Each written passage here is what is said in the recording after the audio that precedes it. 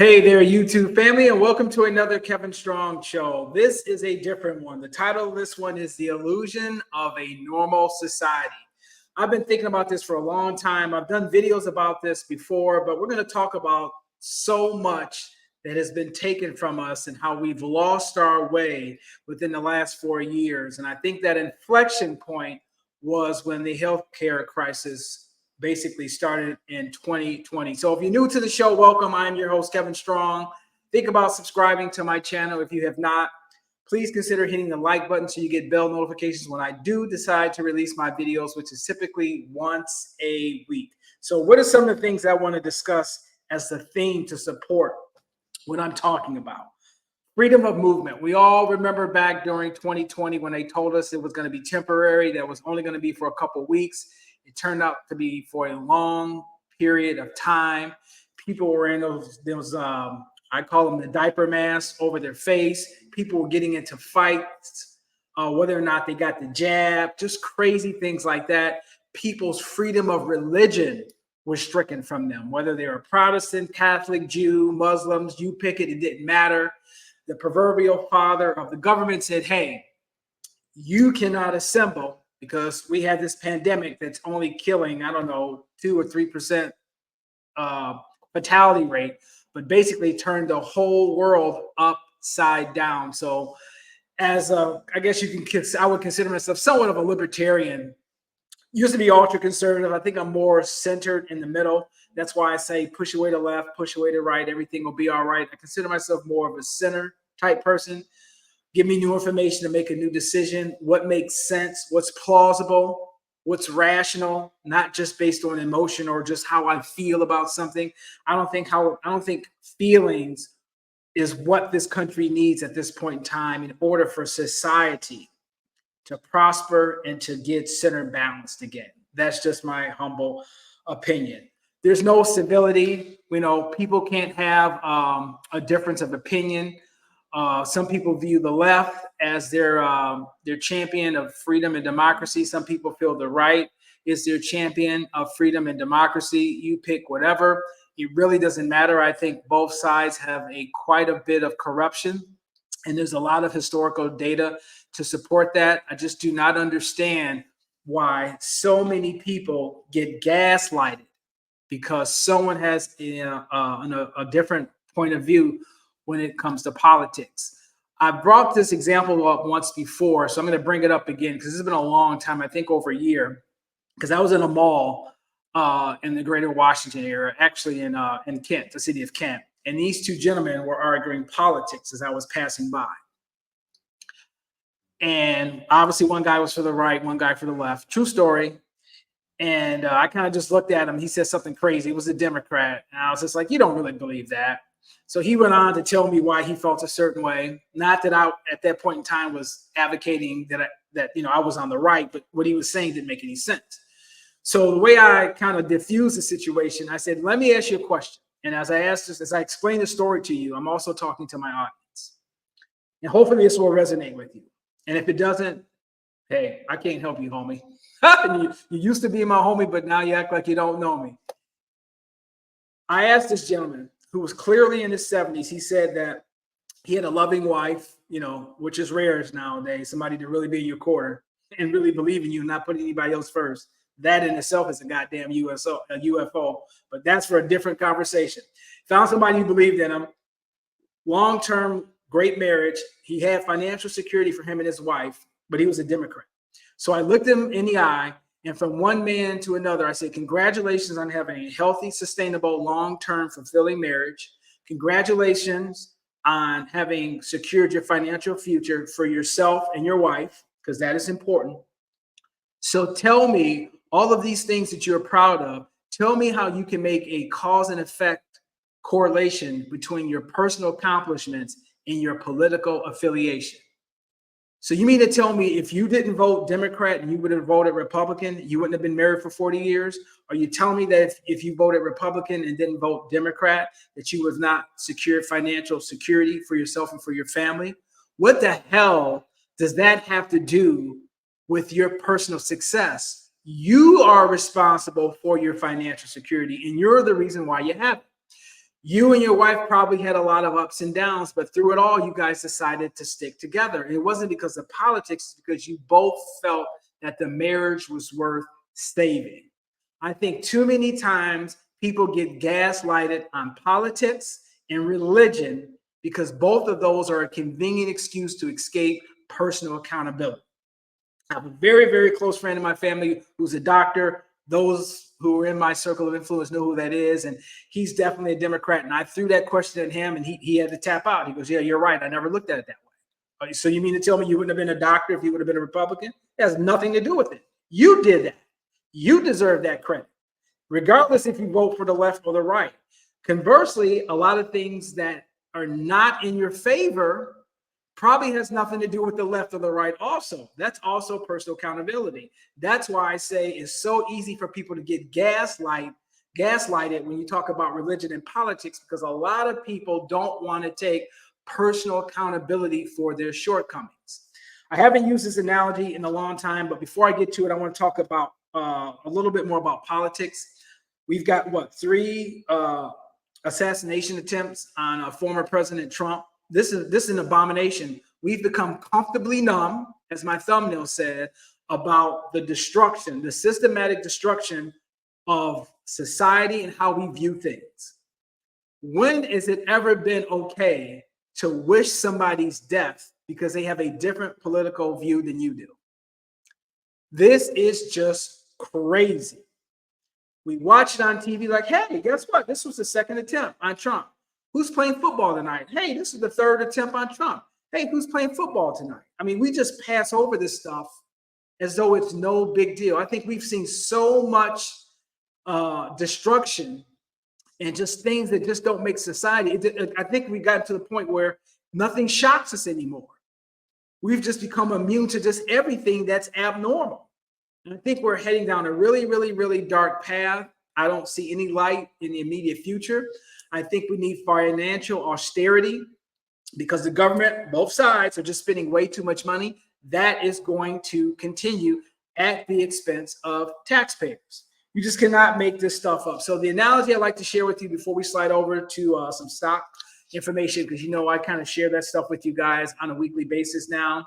And I've said this before, but for some of you who haven't heard the analogy, I'm going to say it again. And probably after saying it, some of you will probably unsubscribe or unfriend me from Facebook or whatever.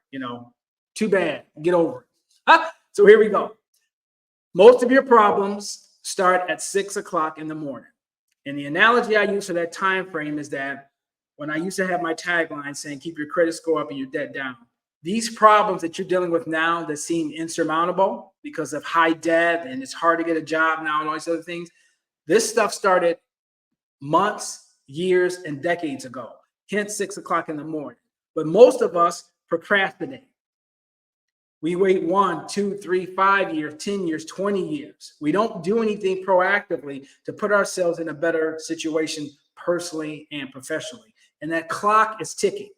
So now it's no longer 6 o'clock in the morning. You need to do something before the next day because that's when the crisis really hits, but you kind of push it off. So you look up at the clock and now it's 12.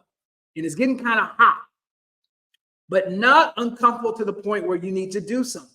But you wait until that clock gets to 11:59 p.m., 1 minute before the next day.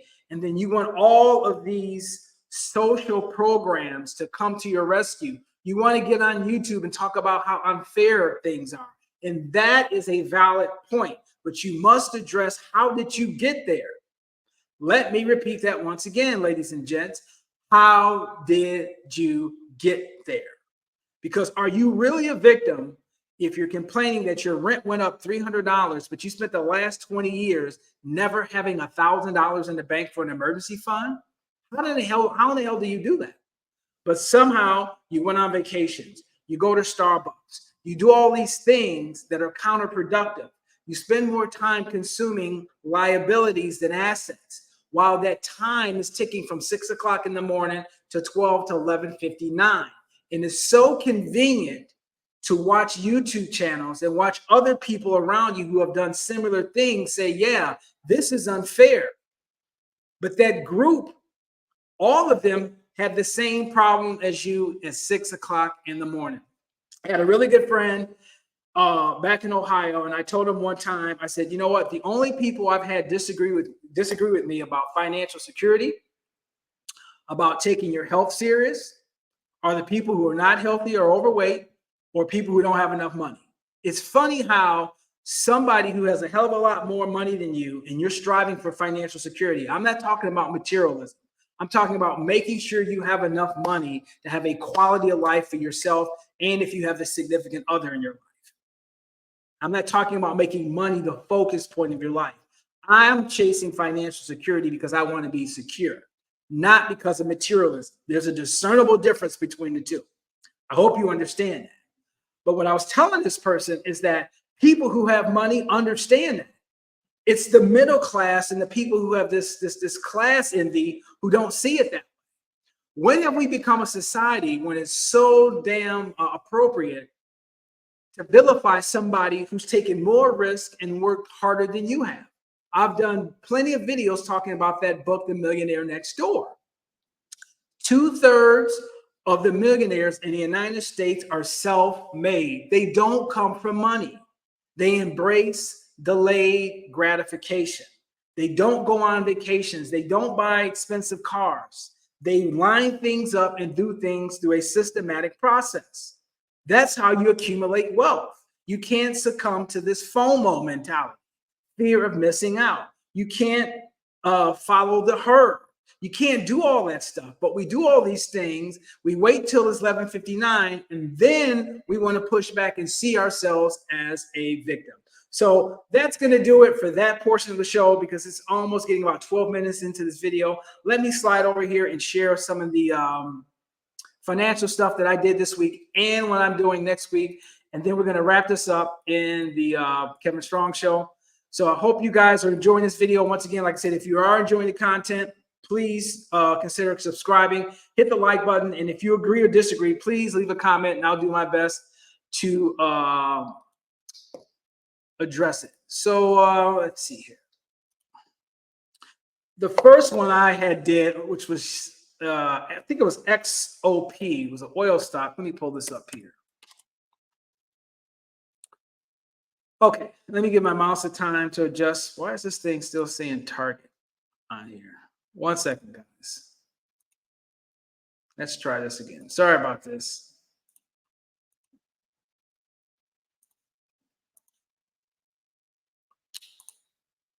There we go. That should be doing it. Let's see here.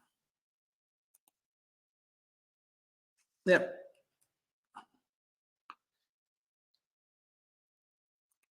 So last week, sorry about that delay.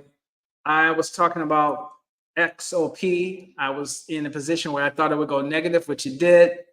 I don't remember the exact return that I got on that. I think it was 20 or 30%, maybe a little bit less than that. But it was a decent return because I was only in the stock for a couple of days.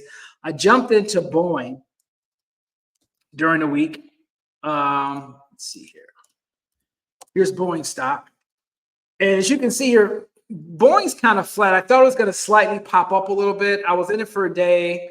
The next day it opened up flat. It didn't really do anything. I got the indication, or I got the feeling based on the technicals in the volume that it just wasn't enough to push it up. So I just got out of that trade. It wasn't for really a gain or a loss, but if you ask me technically, I think I might have gotten, 2% on that. It was nominal. It wasn't enough worth talking about. So I just noted during Facebook that, hey, this was just a no gain, no loss trade. The one I just entered into before the close of business on Friday was Costco. This was kind of a tricky one a little bit. So what I did with this particular one, I did a vertical spread, and I did a bear call vertical spread, which basically means I'm predicting the movement to go down, to stay where it's at, or go down. So I took this bear call vertical spread out for a week. I've got a short strike at 890 and a long one is at 900. So it's a 10 spread wide A lot of people like to do a 5 spread ride who follow the stuff. I did 10 on that. I think the premium on it was $390, assuming that by this time next week, if Costco is at or below the 890, you can make a decent amount of return on it. So we'll see how this one goes. I'll probably cash this out Monday or Tuesday, but as it's closed right now, it's at about 840, 884, something like that. We'll see. I think I got in right when it was around 882, so I might be a little bit underwater on this one, but I'm comfortable that this one probably is going to yield a nice return. Once again, what was my rationale? But as you can see here, my indicators have it just going below the 9-day moving average. The sell signal came on. The MACD is clearly got confirmation to the downside. And what I'm also seeing here is these bars indicate daily volumes. This is a daily chart on the MACD. So as you can see here, the last 3 or 4 days, there's been negative pressure down. So as you look up here, the last 3 or 4 days, it hasn't really moved anywhere, even though the volume clearly has been towards the down spiral, even though they just recently had an earnings report. So I'm thinking after 3 or 4 days of negative volume and it's not really going anywhere, then it finally breaks out of that pattern and starts to go down. I think that's an indication that it's going to go down a little bit more. Not a lot, but once again, once you're doing options, you don't need that much movement to make a decent amount of money. And then obviously the RSI is clearly showing it's on the way down and nothing on a reverse pattern. So that is a quick technical analysis as to rationale as to why I went with a bear vertical call spread on Costco Wholesale Corporation, stock symbol COST. So look out for that. The other one I was going to share with you, and I haven't done anything with it. I don't know what to do on Bitcoin. This one's got me a little bit confused because it looks like it wants to break out. It's clearly above the 200-day moving average. The MACD looks decent. Doesn't look like it's getting ready to roll over. The RSI is looking like it's topping out, but Bitcoin is a very, very weird animal. Another proxy to Bitcoin is Coinbase, for those of you who follow this stuff. And Coinbase looks like it's getting ready to move up as well.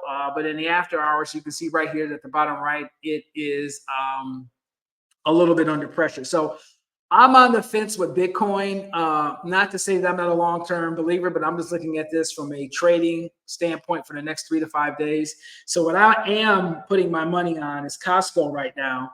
And as I continue to get other stock tips and enter other top stock trades, I will post that stuff on Facebook. So that's going to do it for this edition of the Kevin Strong Show. Kind of a different one. I've talked about things before like this. I think I've called them rants, but I just think too often, too many times we get gaslighted because I think subconsciously we just don't want to hold ourselves accountable. So it's easy to say, well, damn it, it's Trump. Damn it is Kamala Harris. And it's like, really? Like, it's okay to have political discourse. It's okay to vote as a Democrat. It's okay to vote as a Republican. But we get to the point where we want to see people get assassinated and, you know, that guy shouldn't have missed Trump. And I mean, you're getting to the point where you're losing your humanity, right? You're becoming apathetic about humanity. And that's really, really scary. Once again, I do think we're going to get some volatility in the stock market. It may run up a little bit. I think if Vice President Harris, who I'm predicting is going to win, I am not a Democrat or Republican, but I've said that July 15th, I think she's going to win. I'm sticking by that.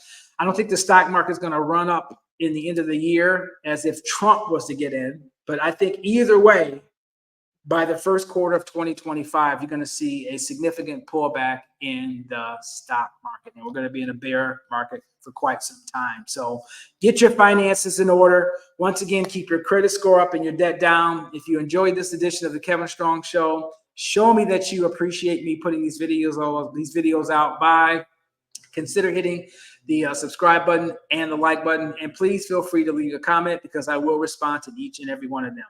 Thank you for watching. I'll see you next week. Have a great weekend.